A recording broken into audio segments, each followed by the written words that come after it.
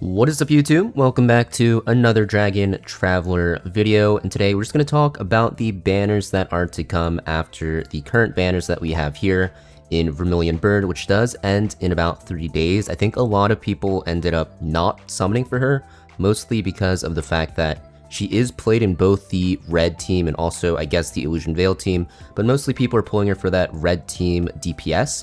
But the thing is with her is that, yes, she is a pretty expensive character because the team that she's used in, the Elemental Echo team in the late game, is very expensive. Now, I think a lot of people ended up getting baited because her design is absolutely amazing, and also her skin looks pretty good as well. So if we go to the tennis skin, yeah, I think this baited a lot of people to pull, but me, I held strong, and I'm more excited for the next banners to come. So the banner that's coming after her is going to be Caesar. It is pretty much 100% confirmed, as you can see with the graphics that the developers have been releasing into their official Discord and putting on their news. So Caesar is coming out. She is going to be a very, very interesting character, especially if you like to play the Illusion Veil team. So you're going to see that she's used in that Illusion Veil team. She's a Guardian. She's going to be an extremely, extremely good tank for this team. And I think most people won't end up playing this team, so it might be another skip. But in terms of what she does, she's just a really tanky character, right? You can see from her passive, she gets immunity to damage when she procs some of her skills. She also has a barrier. She also has increased stats, which is very typical of Guardians though. But for the most part, you're going to see that she is really tanky, but her overdrive, her radiant barrier, is going to scale damage with her combined defense and magic resistance. So a tank that deals damage based off of her tankiness. So it's going to be pretty strong, right? I guess a lot of characters in this game have stuff that scale with their health. Caesar's going to be defense and magic resist. So basically just the armor and MR in this game. And of course, her ultimate, she has decent damage as well, a 3-second stun. But the biggest part about her is her secret skill. So when she dies, she consumes stacks, and these stacks will restore her max health. So she can revive after she dies, and it can happen every 25 seconds, so pretty good. But yeah, she also has a ton of shields, right? Just really strong. I think this character is pretty good for the Illusion Veil team. A lot of people are going to use her in the... okay. A lot of people are going to use her in the Illusion Veil team as their tank, but you can see from the illustrations here, this is what the art looks like. I assume this is the skin, so I'm not going to click that because I'm very scared this gets demonetized. But this character, I think it's another skin bait character for the most part, but if you do play that, Illusion Veil team, she's going to end up being pretty good because, she's really tanky, and a thing I didn't even mention is she can intercept a lot of projectiles. So if you guys didn't notice, like intercepting up to 20 bullets, basically this is projectiles. So, if enemies are shooting projectiles at you, you can intercept it with Caesar and soak the damage, which is extremely strong for characters that, shoot stuff into the backline, such as like Ifrit, for example, right? So good character. I think she's going to be very good if you're playing that purple team. Now let's actually talk about the X's. So for the SSR X's, there's 2 characters that people are expecting to come out after the 3 days end with Vermilion Bird's banner. And it's not really 100% confirmed, but what I personally think is, I agree with them. I think it's going to be between Loki or Thor. And I'm kind of leaning towards Loki. I think it just makes more sense for Loki to come out. Just looking at the past banners we've had, I think a lot of people are playing this Otherworld Return team now with like Jing banner. So it just makes the most sense for them to release Loki, because if people are playing that team's composition, well, why wouldn't you pull for Loki, right? Because she's insanely broken. So I think she's going to be the next SSRX. People are saying that it might be Thor, but the chance is pretty low in my opinion, just because of the fact that, I guess even though she is used in that Elemental Echo team, which they've also been releasing characters for, I think just chronologically, it just makes more sense to put out Loki than Thor. But of course, who knows? I think it's been data mined, so I'm not going to talk about that too much because I don't know if I'm allowed to talk about that.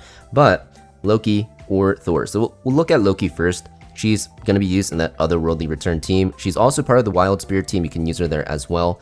But the reason why she's so good in the Otherworld Return team is because she's really hard to kill. You can see with her passive, she's just super tanky. She also creates mirror images. So yes, she's going to clog the board and do a ton of damage. And I'm pretty sure these counts as summons as well. And you'll also see your mirror image will cast skills that mirror your main character, your Loki. So yes, you're just casting a lot of skills, which is going to be really, really annoying.